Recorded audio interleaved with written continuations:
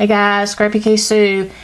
I wanted to show you this coloring that I did. I did it with Prismacolor Pencils and used Gamsol to blend it.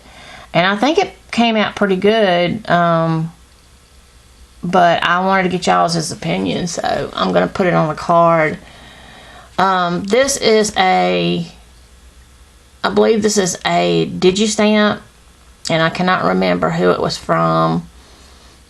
I've got to start using those because I've got so many of them that I haven't printed out most of them, and some of them I've got printed out that I haven't even shown you that I've colored, but this one I was fixing to do on a card, so I thought I'd show you now.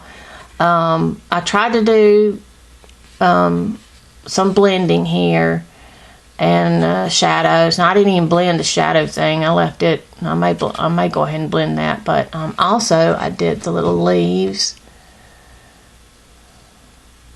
and the little bear. And I know I've got some little, I was trying to see what the colors look like, but I'm going to be doing a circle thing, so it's not going to be in that. But let me know what you guys think. I've been practicing a little bit, so I'm hoping it's getting a little bit better with my colored pencils. I need to practice more with my Copics, but I've been doing these, so let me know. Thanks, guys. Bye.